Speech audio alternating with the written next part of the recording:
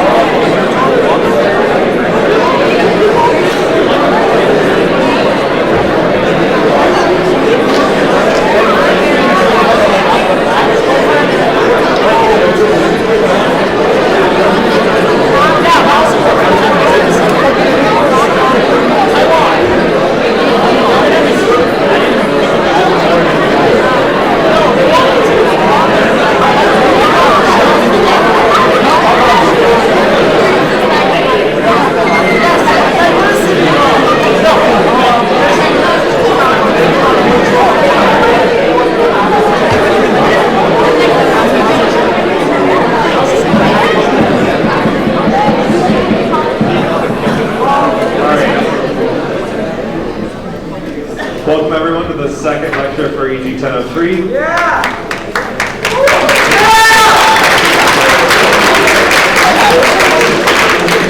So like I talked about last week, today you're going to have a guest lecture, so I'll introduce them in just a moment. But the first thing I wanted to do is go over a few updates. You should have seen these announcements posted on the website.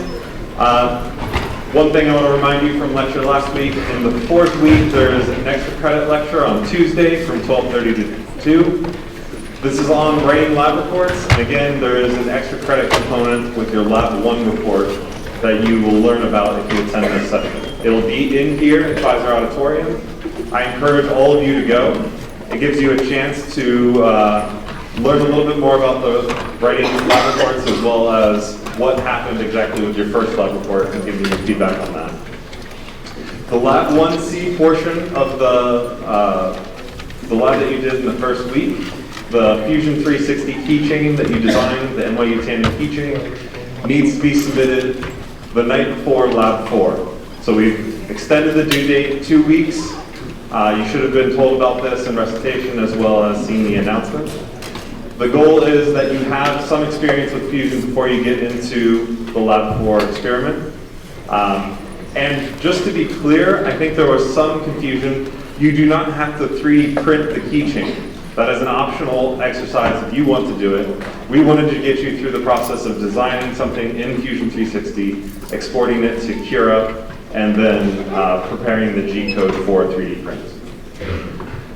There is a pre-lab for Lab 4 that includes the Makerspace safety training. So the Makerspace safety training announcement has a link where you can click and sign up for the various trainings. You must complete that training prior to the beginning of Lab 4. And then be on the lookout for additional workshop announcements.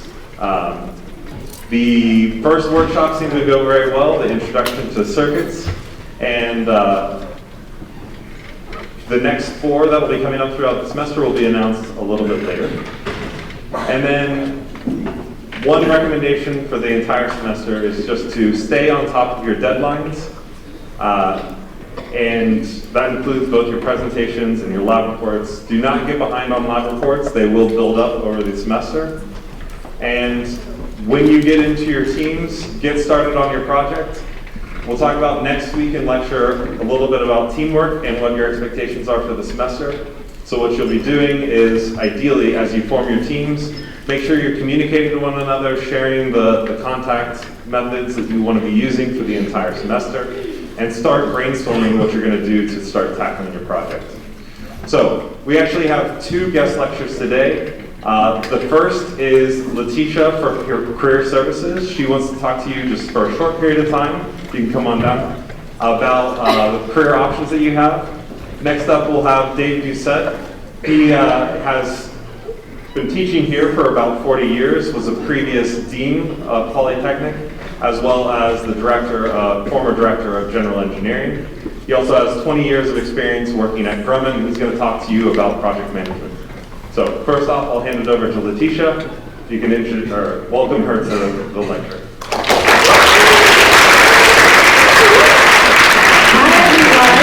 I'm hoping that you guys are excited. The semester just got started. I'm really excited to be here. My name is Letitia Lucadir. I'm the Director of Career Services here at Tandem. And I would only imagine that you're here because the goal is to get your career jump started. So, just a little bit about Tandem Career Services. We provide personalized career coaching. We understand that each student is different and that each student needs to be met in a different way. So when you come to our office, we set goals for you. If it's you need to understand how do I apply to an internship, or how do I just navigate my career? How do I speak to someone? How do I give an elevator pitch? So we do that at Career Services. We do mock interviews and interview prep just to get you ready if you have a conversation that you're about to approach. Maybe if you meet someone on LinkedIn and you want to do a coffee chat and you're not exactly too sure on how I'm going to approach it, we can do some preparation for you. We also have our job and internship board, and I hope everyone is logged into Tandem Connect or signed up. And if not, if you have questions, our email address is at the bottom, so I'm hoping everyone is writing that down. And on that internship, on the board, you can find multiple postings, but you can also find a lot of our events, info sessions that are happening on campus.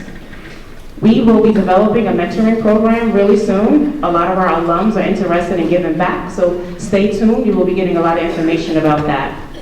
We also offer professional skills training. We like to focus on leadership skills, those interpersonal skills, how do I connect with individuals, and there's a lot of info on Tandon Connect that can give you some background around our leadership training. So tomorrow is our big major event, the Career Fair. It's over at City Point by Trader Joe's. We are expecting an amazing turnout, so I hope you guys are going to be there and ready to give your all and connect with employers and just learn about employers first and foremost. So I decided that I wanted to talk about how do I give a strong impression if I meet someone. I think even when you're just walking up to a professor for the very first time, it's not the easiest thing to do just to walk up and to talk a little bit about yourself. So the same type of approach, maybe when you're talking to your professor, is almost similar when you get into the career world and how do I approach and talk to someone. Obviously, show up and be on time.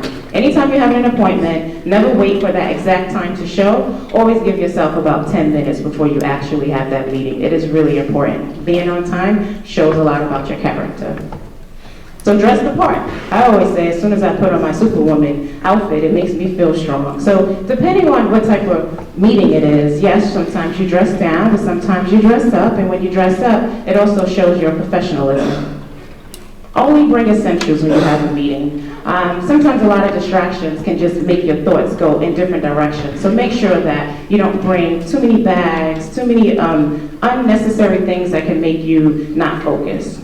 Always be nice to the receptionists and staff. I always say no matter where you're going, if there's a meeting that is occurring and someone is greeting you, you never know if that person is going to know the person that you're going to connect with and they can see your presence. So always make sure that you keep your mind thinking that no matter who's in the area, I'm going to be professional. Always put your phone away. I know we all have phones, but it's important to never allow it to distract you. I actually go a little bit further versus vibrate, put it on silent.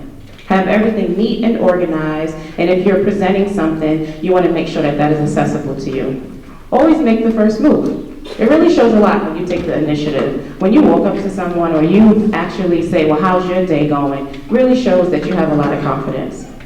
Find a connection. Always think about what do you have in common. If you're meeting a professor, maybe you can ask them about some of the things that they have done in their past and think about the things you've done in high school or any type of interaction that you can build a connection with each other. So, real quick, I just want to give you how do you professionally introduce yourself. What we call like an elevator pitch, but it's similar to introducing yourself.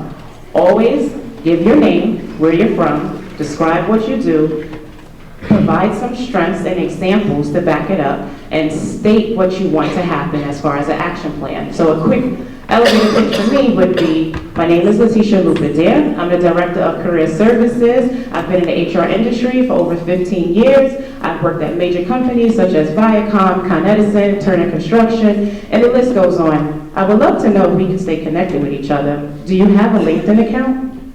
I just gave you a quick 30-second elevator pitch. So, lastly, just to start to build your career profile, everyone should think about doing a resume and a cover letter. You can come and visit us at Tandon Career Services, and we can assist you with that. Even if you come and it's not the exact resume that you want it to be, come, because we'll be able to help you out with that. Create a LinkedIn profile. I think it's important for you just to begin to thinking about networking. So if I know we all have a lot of profiles like Snapchat and all those other social medias, but LinkedIn profiles is a professional route. And also, this is important, review your social media accounts. There are a lot of organizations that when they're interested in you, they don't only just look at your resume. And I know that we have a lot of personal accounts that are public. So when something is public, someone can actually view you and then they can think of you based off of what they see in your profile. So just be really mindful of what you post when it's public. And lastly, as I mentioned, sign up for Tandon Connect.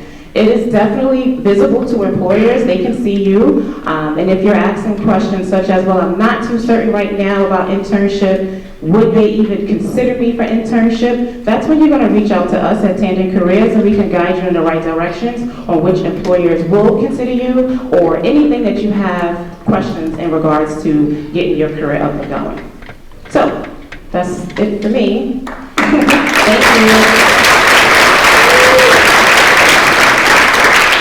Do you have any quick questions?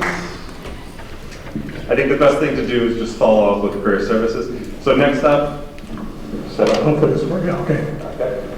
Dave Doucette, again, to talk about project. Okay, just to complete my biography a little bit, by the way.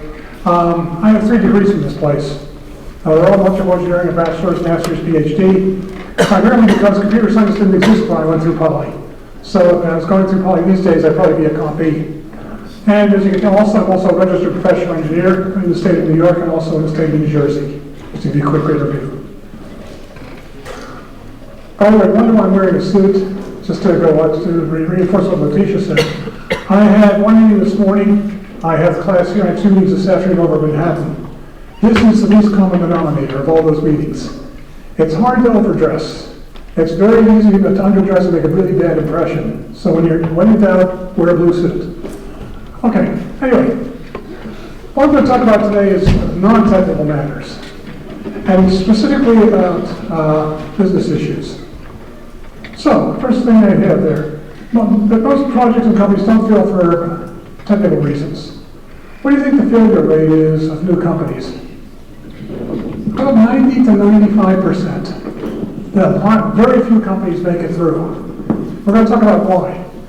Now, typically, they have a good idea. They have a good engineering background, they come up with a good idea. And what happens? They run out of money. That's a typical one. Cost overruns that they weren't expecting. Schedule slippage is one that I watched up close and personal. There's a company out on Long Island. It was named Acclaim Software. And made up game cartridges for the Nintendo machines. So what happened? Well, they basically, Nintendo said we're going to bring out a new model for the holidays, be ready, and gave them some advanced prototypes. They built their game cartridges in March. Now think about March. You've already spent all your money for the holidays. You're not ready to buy game cartridges. You got your parent to buy game cartridges. Go out, buy. I spent enough money on you in December. So what happened? They went to the edge of bankruptcy because they missed the window. A couple years later, Nintendo said, we'll bring out a new model, be ready. It did better this time. They came in February, and they went out of business. So schedule is also very important. Marketing is one I'm not going to talk about today, but I'll just tell you very quickly. You've heard the old phrase that if you build a better mousetrap, the world will beat a path to your door. No, they won't. They don't even exist. So marketing is also very important, but I don't have time for that today. And the answer here, we don't want to be the 90 to 95%. We want to be on the survivor side. So we'll talk about that. As soon as I figure out how this works. Okay. Now, I've talked to a lot of companies as far as doing forensics of why they failed. And almost all of them have the same general reaction. We had the seeds of our own destruction from the very beginning. We just didn't recognize it. And typically what happens is towards the end of the project, something happens that's catastrophic. And that basically is the final blow. But when we look, there's been things going on all along that we just didn't see coming. And basically set them up for failure until something obvious finally happened. So what happened? There were risks that they didn't recognize and they couldn't recover from it because it was just too late. We're going to talk about how to see risk. Now, you say, well, we'll just avoid risk. You can't avoid risk. Many people this morning came into the Borough Hall subway station, and you had to go over here and cross J Street to come to class, right? Everybody knows that the drivers on J Street are homicidal maniacs, and you're going to cross. You know, now how do we mitigate the risk? We look both ways. If we see a cab special, we're probably not going to cross in front of them no matter how far away they are because they'll speed up and try to kill us. But that's the idea. We basically accept risk to come here. So we deal with risk all the time. So it's unavoidable, but it can't be accommodated, and that's what we're going to talk about.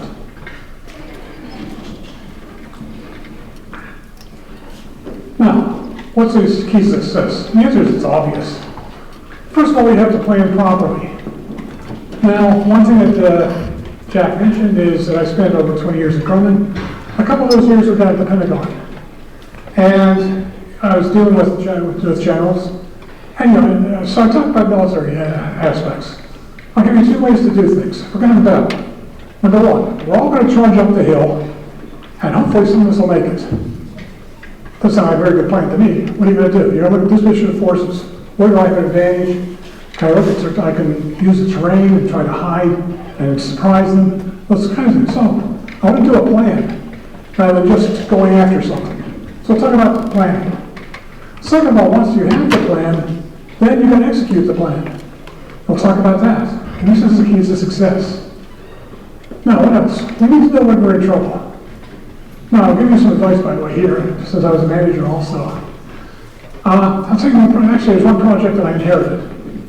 That I bring in the project manager into my office, and I said to him, how do you do? We're 6 weeks late. When's the project due? Next week. What the hell?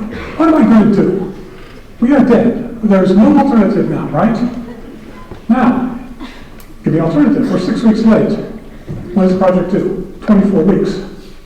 Well, now I start to see it's going to be difficult, but I see at least some way that I might be able to survive this after all. Now, some advice for you from a career standpoint. As a manager, I want to hear bad news early. It's human nature when you have bad news to not tell your boss. That's suicidal. Obviously, as a boss, if I hear bad news early, I can start to come up with a recovery strategy. If you come in and hide until the very last second, you're going to get immediately very frustrated. So, we need to know when we're in trouble as early as possible, then we'll be able to figure out what to do to recover from it. This is why 90 to 95% of companies fail. They don't do any of these four things until they die. Okay. Now, what's the first step? Now, this is one you just learned in your recitation, a project schedule, and I'll show you how to do that. I'll show you a couple of tricks also. Keep tasks short, about a week at most. Now, by the way, when I was doing recitations, that's why I said you had to have at least 20 tasks, because I knew that would basically split the task down to 1 week intervals. Again, some stories from my job. When the guy comes to the schedule, he has one task lasting 4 weeks, 20 work days. Say, okay, 20 work days. Sure it's not 19? He said, no, I don't think so. How about 21? Maybe. How about 22? Could be. How about 23? I don't think so. What have I just heard? 15% overrun. People are always up in it. Yeah. One time we did a class. So we said, who here is above the average driver? 90% of the class said they were above average. Now that's impossible. We tend to be optimistic. The guy's not going to make 19 days. He's not going to make 20. He's probably going to make 23. And we got an overrun built in. Why? The task was too big, and the guy did a guess. Yeah, and obviously the guess wasn't too good. Well, okay, so you say, what about a 1 week task? 1 week task is small. It's bite size. It's probably going to be pretty accurate. So this is something I teach you in many of your classes here, the old divide and conquer. Same thing is true here. Always have short tasks, and like I said, my personal thing was a week at most. Okay, now what's the first sign of trouble? You're going to see this when you do your term project, by the way. You plan out the whole thing nice and neat, and guess what? You're going to be done probably sometime around February. Now the due date is a lot earlier than that, so now you've got a problem. So you've got to basically start compressing the schedule to fit the deadline. What are we doing when we do that? It's simple. We're accepting risk. Now, first of all, you know and I know, it's human nature to always pad things a little bit. Yeah, so when you first do your initial schedule, you're going to put in human nature, a little bit extra time and everything. Then we're going to go back and start scrubbing out that extra time. And we're going to start accepting risks, and we're going to need that extra fluff to survive the schedule. So we start tweaking. We finally get to the point where we're going to make the deadline. So that's good. And that's the idea. We're accepting risk in the schedule. Now, I'm not going to have time to go through the whole project today, but just say there's different views of the project. We're going to be doing Gantt charts, which is the most popular. For some reason, the military likes something called a PERT chart, which is also in the project, which shows the task dependencies a little bit better. But I usually go for Gantt chart. So this Gantt chart is good. And on the Gantt chart, you're going to see some combination of tasks that's driving the deadline. Now, this example I'm going to use, it's going to be obvious. However, sometimes it's not. I run projects with 2,500 tasks. 2,500 tasks, it's very hard to know what combination of tasks is the critical path. Fortunately, Project does that real well. Those bars are going to be red, the non-critical tasks are going to be blue. So it's very simple. Now, this is an example they probably use in the recitation, a favorite thing, the computer-controlled doghouse. The history here is it's going to be a prototype unit, and after we do that, we're thinking about putting it into production. I'll talk about that. There's both hardware and software tasks. We have a variety of people available to us to work on the doghouse, and our budget is $24,500. And as I said, it's going to be a really nice doghouse. So anyway, this is basically our parameters. Notice the 24.5. That's the bogey that we have to hit. It's okay. This is my project. Now, by the way, I can't help myself. Notice what I do. Up at the very top up there that you have reached, I know how to make the laser pointer work. You have the project start. Don't ever put in tasks that have dates. It's very good. You'll see, task starts, task end, you can do that. You can hardwire the whole schedule. And what happens? Well, in the industry, the project gets delayed for whatever reason. You see that with Congress all the time. You know, they want to do a project, and they can't get the House and the Senate to agree, so it slips. So what do? I put that milestone, project start. If the project slips, I just slip that milestone, and with those dependencies, everything slides with it automatically. It's a much nicer way to do things. So that's our project start. Then you can see we have brainstorm, because everybody's brainstorming. Now we have three different kinds of bars. The first one is the red guys. The red guys is the critical path. That's what we're going to worry about. If they run late, the project's going to run late. The blue are non-critical paths. You can see they're like fine materials and the carpentry work down at the bottom. And then especially the carpentry work at the bottom. They could slide even about 6 days and still make deadline. So that's why it's not on the critical path. That's a lot of slack there. Software, that's critical path. That's what we got to worry about.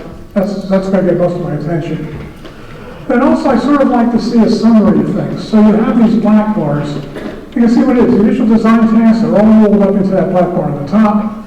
Software tasks are all rolled up into the black bar in the middle. And then the carpentry work is rolled up into the black bar on the bottom. So it makes a very nice presentation. I can clearly see what's going on in the project. What I'm going to do is our integration with just a few people, and the project is done. That meets our deadline. So this is what I've done here. As I basically now say, yes, I met the deadline, I'm happy. Now, next thing I worry about is that I got to make budget to that $24,500. So look at that. Now you saw back here on this thing we had names next to this thing. Now a project that's called a resource. Now, why is it called a resource? Well, this is basically a little bit of arts and crafts, if you will.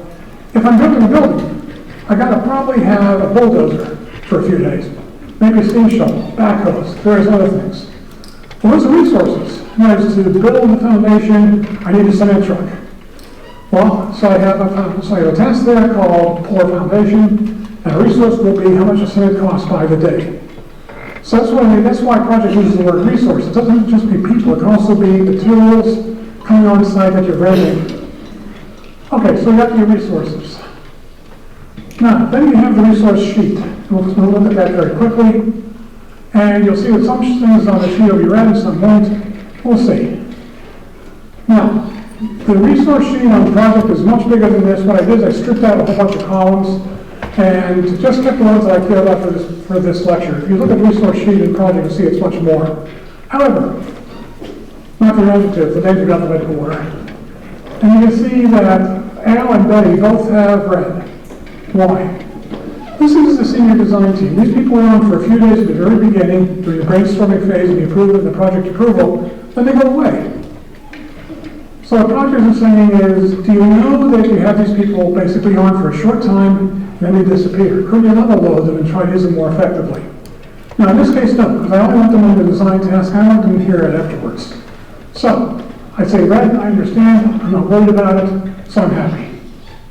And Charlie and Diane and Ed and Fran will all be on the project on an ongoing basis.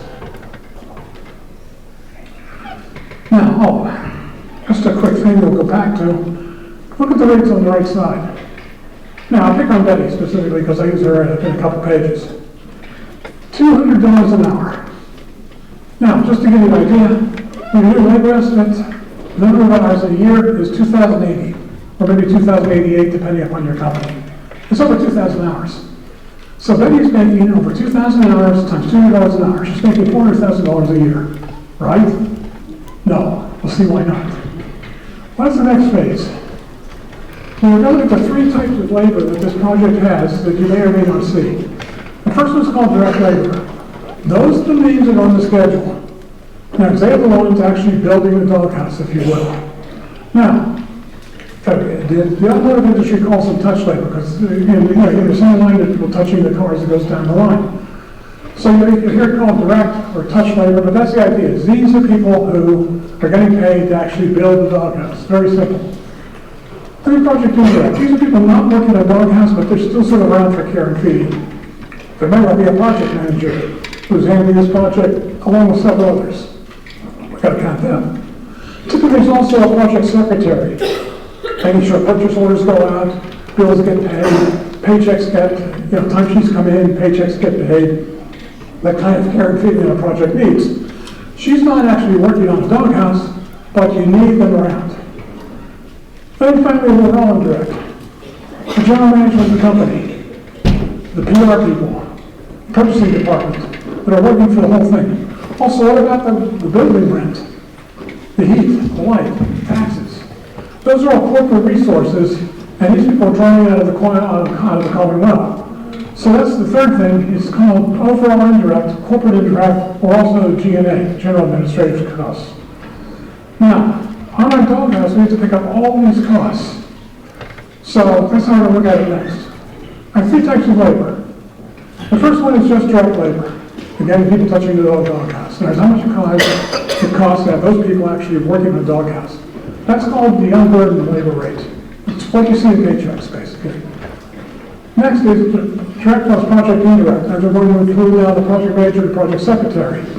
Now what we're going to do is simple. I'm going to take the direct rate, I'm going to put a tax on it to handle the indirect, project indirect. Now that one's not used very much, which means I've never seen it used, but that's okay. Then what about the third rate? Well, simple. I also throw in the corporate overheads people. There are all those costs, the heat, the light, and all that. So again, I will tax the direct rate to pick up all these other things as well. That's called the fully burdened labor rate. That's what people almost always use, is a fully burdened labor rate. That's what those numbers were you saw on the resource sheet. Now, so here's Betty again. She's not making 40K here, she's making much less. How much is that tax that I talked about for the fully burdened labor rate? The answer is it depends on the company. For some reason, if you're leaving me or if you have a lot of overhead. But the number, that factor is typically 2 to 3 times the direct labor rate. By the way, New York tends to be more towards the 3s. Why? We have the highest electric rates in the world. We have the highest taxes in the world. We have the highest rents in the world. All that G&A, they have big numbers going against them. If you're sitting in a shed in Wyoming, the number tends to be more down to 2. So that's what we're looking at as far as the range of what those factors are. But they're generally 2 to 3. It's a significant factor of the burden onto the rate. So you say, well, Betty, her fully burdened labor is $200 an hour. She's probably making about, what, $100 an hour, maybe as well as $67 an hour to bring it up to that $200 an hour rate. Now that's more reasonable as far as what she should be being paid. Okay. Now, what do? I assign proper rate to each resource. Now I go out and look at the tasks and the resources assigned to it. I take the number of hours. I take the rate per hour. I multiply. I sum them all up. I take all the tasks and sum them all up. Now, this is a lot of double work. It's multiplication and addition, a lot of it. This is what computers do very well. So I'm very happy because all I got to do is go into project, information, statistics. It's on the bottom right corner. And it tells me how much this project costs with the way I have it right now. And I have $25,040, if you can't see at the back. I'm not meeting budget. I'm over my 24.5. Now that means if I proceed with this project, I will lose money. It is unavoidable. And I haven't started the project yet. Now that's what I'm saying. Find problems early and resolve them. Right here, I already see them doomed for failure. But I can solve that, right? Well, I don't have an lecture. Okay, so what do I do? Simple. Look at the carpenter. Ed is a senior carpenter. He has a fairly high labor rate. Fran is a junior carpenter. Makes a lot less money, has a therefore lower fully burdened labor rate. So I say, what about the floor? The floor of the doghouse is a plank. A junior carpenter should be able to cut a plank, right? So that's what I'll do, is I'll take the floor off the bed, and I'll give it to Fran, and with the lower labor rate that Fran has, I'll save money. So I do that, I'm at 24,720. Not there yet, but I'm getting close. I say, well, how about the roof? Roof is again, that's 2 planks. Now, the rules are structural. They're going to actually hold things up, so I'll leave that with Ed because I'm pretty scared of that. But as far as the roof, okay, 2 more planks. I give that to Fran too. Now the cost comes in at $24,080.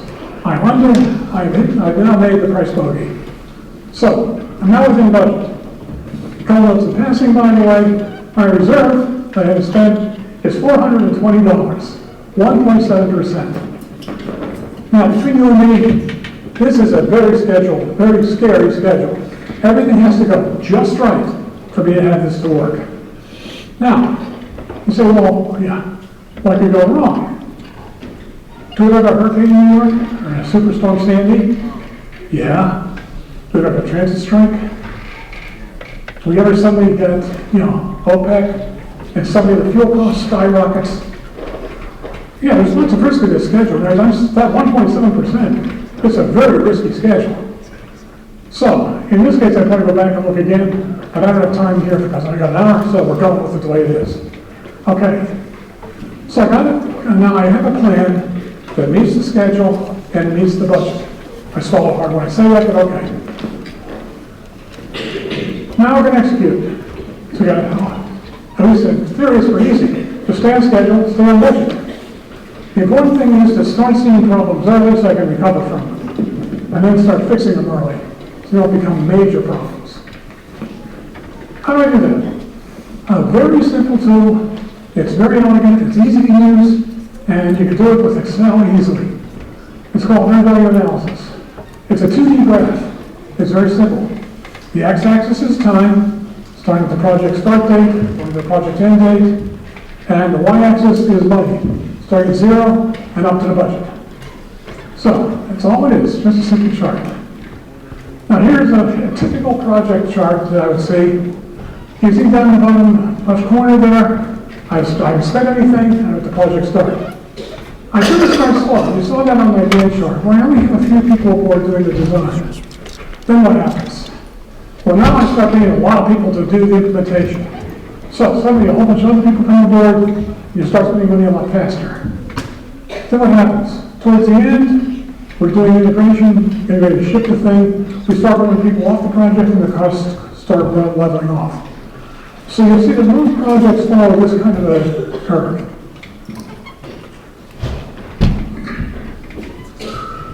Now, this is an earned value graph. We'll talk about it a little bit more. First of all, the highlights. The green bar. That's simple. That's today's date. As we interpolate between the project start, project end, today, that line goes up there. Now, something that you can't see is underneath the green line, there's a white line. The white line is the progress we've made, and you'll see how to do that in a second.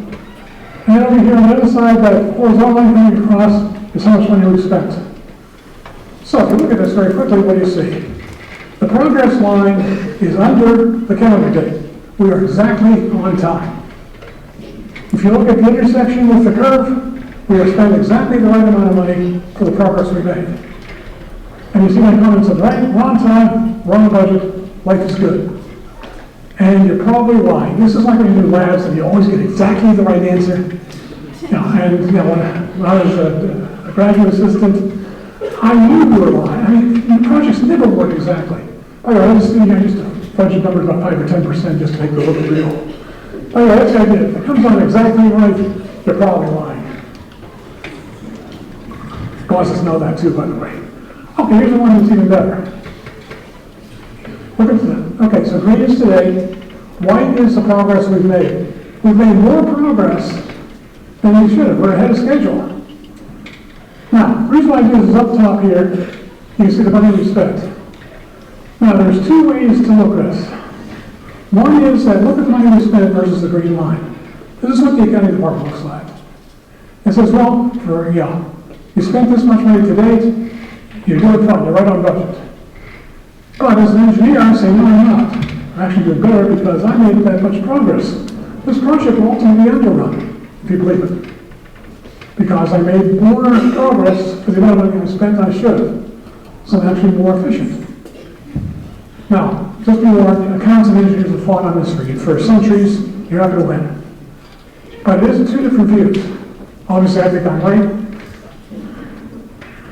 Now, this is the one that we look at. Notice in this case, the progress is not as far as the calendar date. We're not making enough progress. We're behind schedule.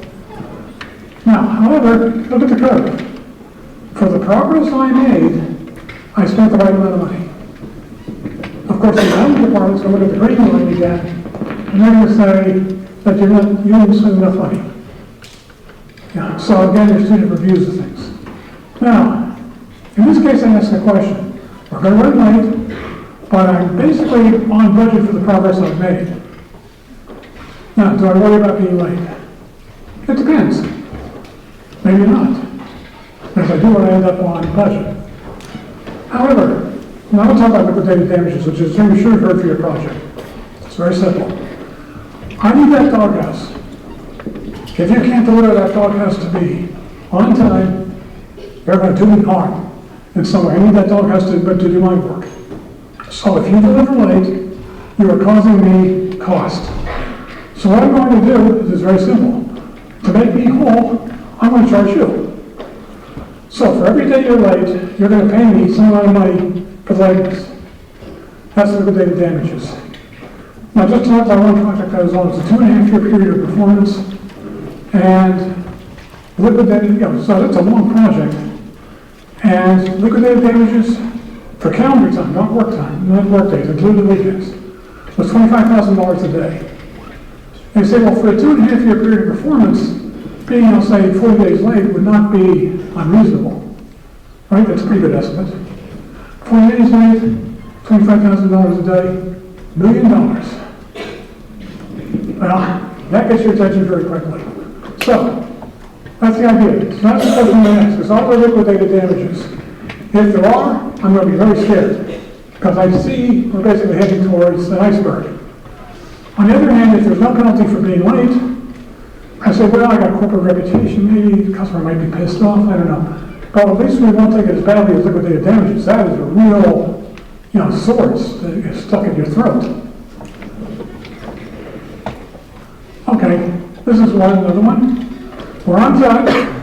So once again, the progress line is under the green line. But for the progress we've made, we spent too much money. Now, the accounting department both got to agree with this one. This one's in trouble. We're going to move on. So I started looking at what's the reserve. Now, this is typically what you see. There's the people who are paying a lot of attention to the schedule, but they may not be paying enough attention to the money, and ultimately this is going to hurt us. But we know it now. It won't be too long over there towards the end when somebody writes are running out of money. So now we have time to try to solve things. Now this is one that you see, especially with new managers. We're ahead of schedule, because the progress is off to the right of the green, and we spent a lot of money. So what happens? Well, the accounting department's going to go ballistic because they look like we're about 20% overrunning budget. We're still a little bit crazy because we think you're about 5% over budget, but we want to be at least sure of a budget. So, in this case, what we're going to do, the equipment desk are leaning down the carburetor a little bit. We're going to try to ease off the pace, try to use some less expensive people, things like that. And that's why we get over here. We're ahead of schedule, we're over budget, we're being too aggressive. This is what engineers like to call tipping of a cheese ball. They're bragging that we're ahead of schedule. But but at what cost? Okay, this is usually the projects I got inherited when something went wrong. Progress is not as good as it should be. We're to the left of the green line, so we haven't made as much progress as we should. And look at that. Now, the accounting department, again, is looking at the green line, they're gonna say you're about 3% over budget.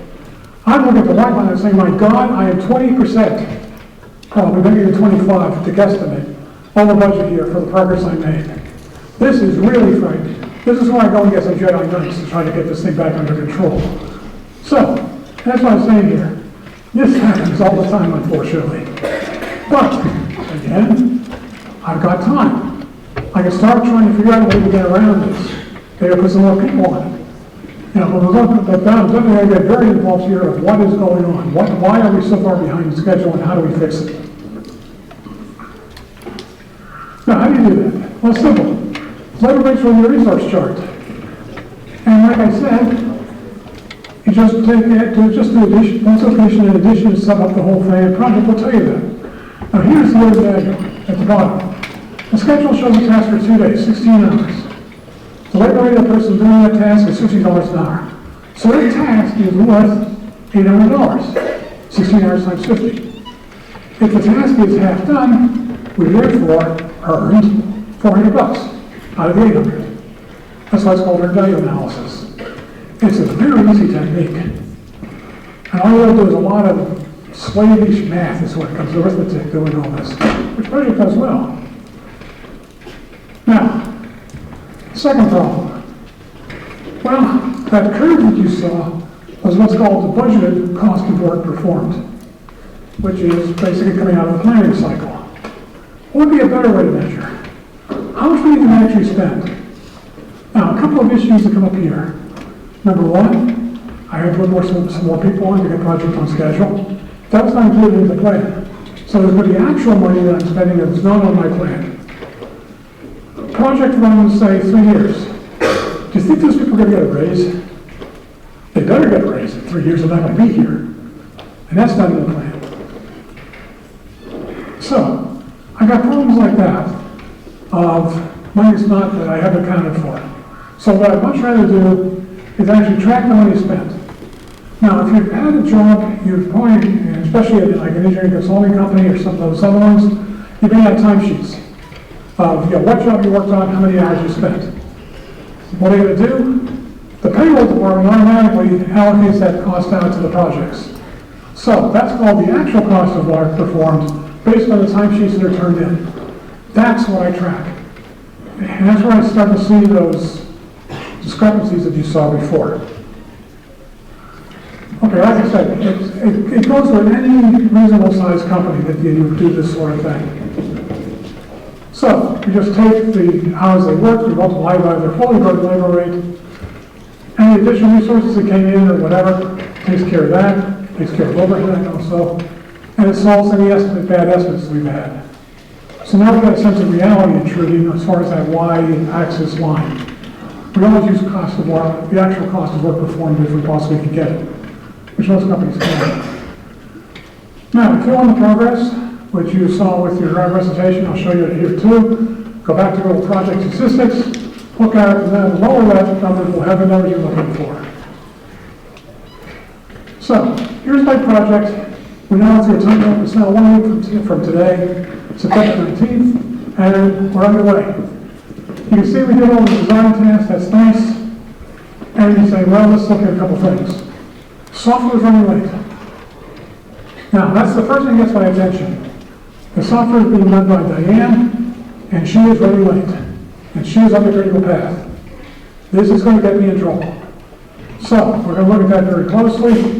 What do I do about that? Maybe I give her a helper, or we'll figure out some way to get this back on track. Now, also down there, you see Ed is also running late. But he's not critical path. Now, it will cost me money to get back on schedule probably, but it's not going to cost me schedule time. So, look at that. So that's what you do. You just put this in. You can see today's date, that vertical line. You can see the squiggles where things are behind schedule. So project does a really nice job of showing all this to you. We've also got the resources assigned to it. So, we take each task with how much it's done, multiply by the labor rate, add it all up, and we find out how done we are. So here's the statistics. Down the bottom here, you can see what it is. Now, so this project that you saw on the preceding chart is 27% done. That's the white line on your earned value chart. You know what today's date? You get the actual cost of work performed from the financial systems. I have never actually used this thing about the work because it's the budget cost. No, I always use actuals. So that's the way I'm going to work. So you got the three things I need. I need today's date, I got how done I am, and I've got how much money I've spent. Put it on the chart and you're done. Now, by the way, I now have 2 or 3 slides that just say what I said before. Which is why? Because when you look at this a month from now, you're going to forget everything I just said, so I put up on these slides. So you can just see exactly what I said. So we got the project, we got actual cost of work performed, and make your vertical lines for the progress, make your vertical line for the calendar date, make your horizontal line for the actual cost of work performed, and now you get that intersection, which is going to be one of those curves I showed you earlier, and now you know where you stand. Whether you're on schedule, whether you're early, whether you're delayed, spending too much, spending too little. So, things are good. Okay, and this is again just some more that I had in there before. So, notice what you see. If you're hurting, you're going to see it right away. And you know you have to start doing remediation to get to it to get well. Okay, so what are the keys? We did a careful schedule to make sure it was realistic. We accepted risk as necessary, but we have a credible schedule that works. We looked at the budget on the schedule, the plan, and we know that works. Execution. We know the task order and value analysis and tells us how we're doing. So, life is good. We now we're staying out of trouble. Oops, wrong way. Now, next question. Okay, we did the prototype, we came in under budget, life is good. Now, I will now want to go into production.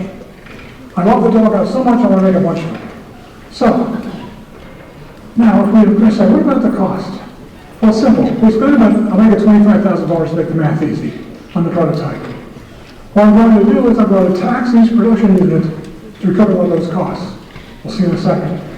So, now some of those jobs also, there's one of a kind, and there's costs for each unit as well. The property cost pricing.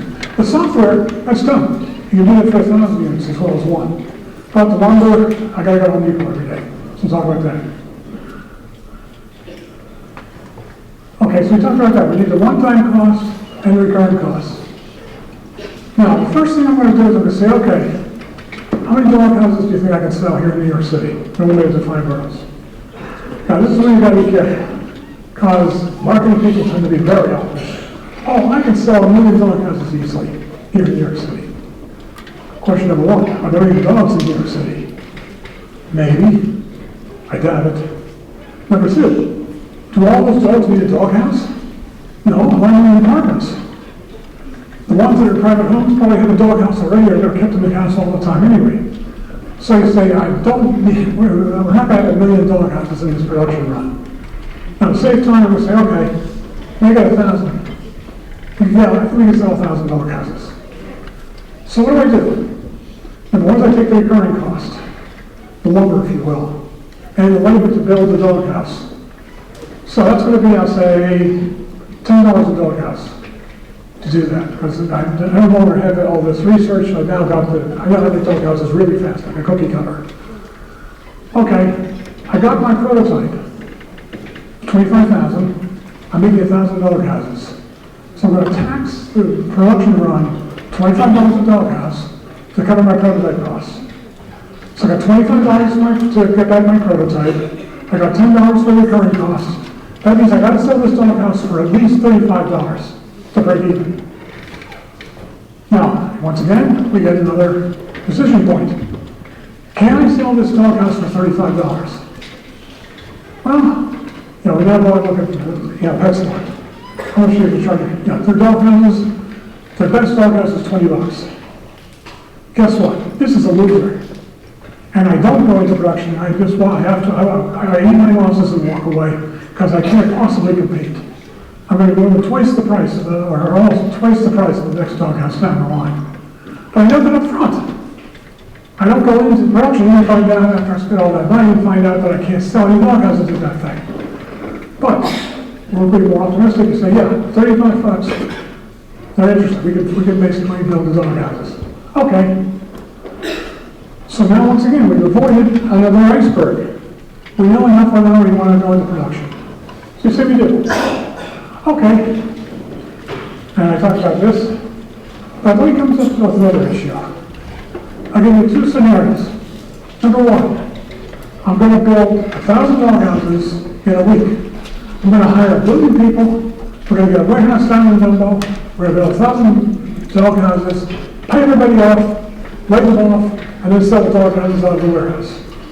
What happens? We got a lot of cost up front.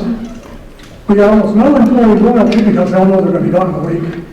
We got this huge warehouse we're paying for. All of this money is going to, that's a real problem. Get all sorts of 1,000 dog houses, let's say 50 weeks, because the profit makes my math easy. We're doing 20 dog houses a week. 5 days per week, making 4 dog houses a day. Now, that's reasonable.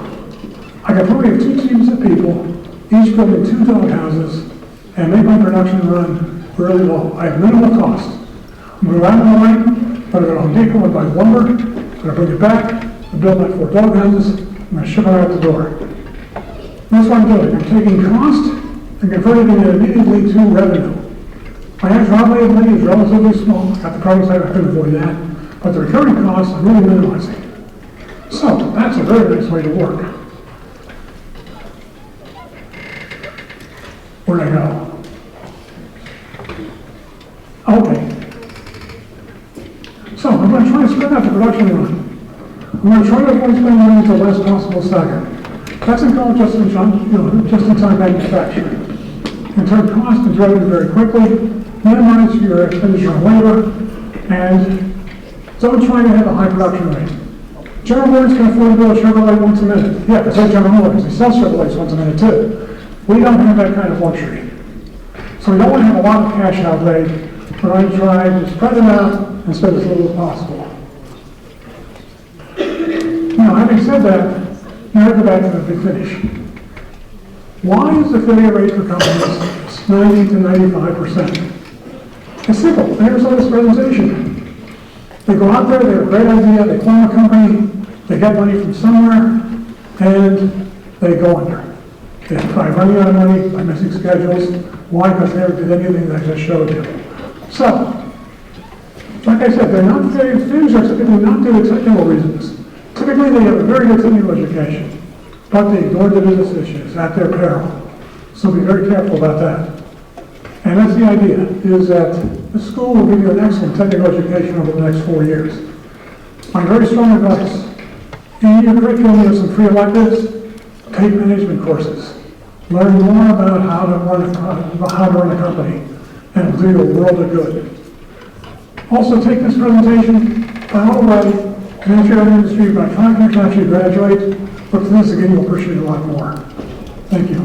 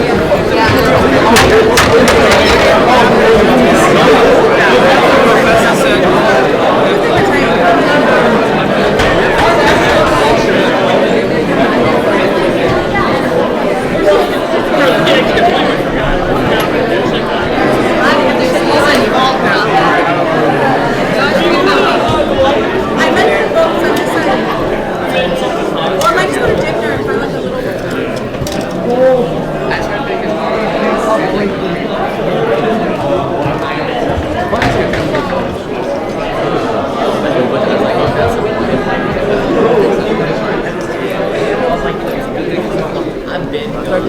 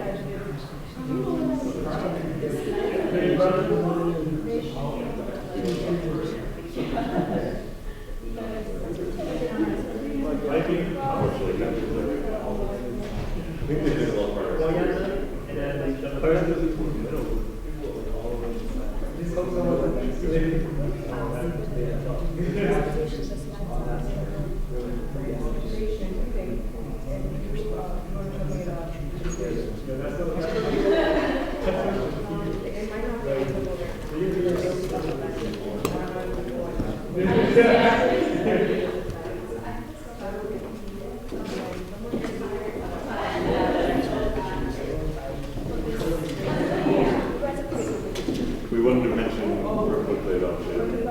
He's had some additional issues this semester. He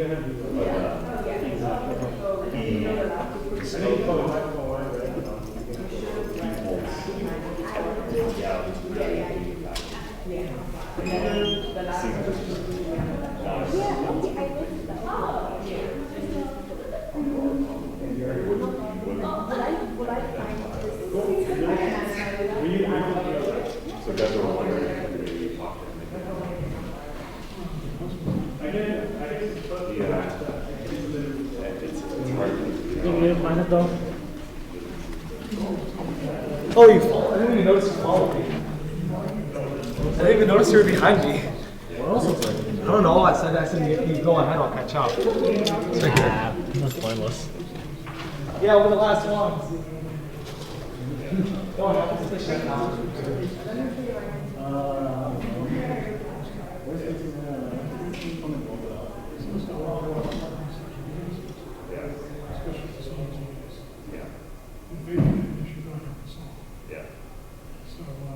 that's where you salary, is that direction, Peter, covering fire.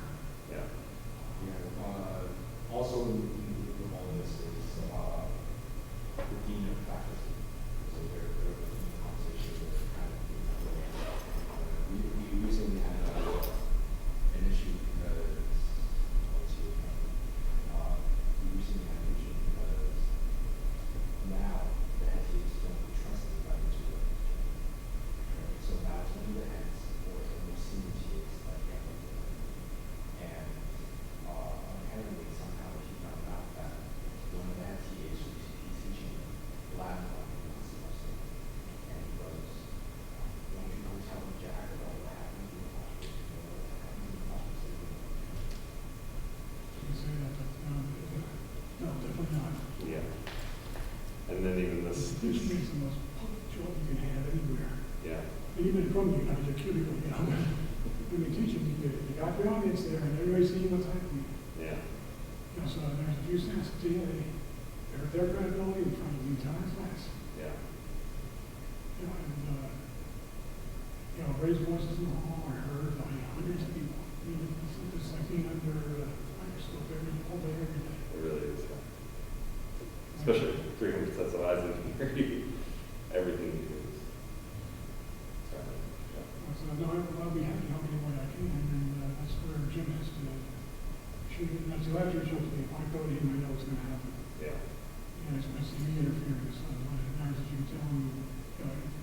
said that we had a next meeting with him about a year ago.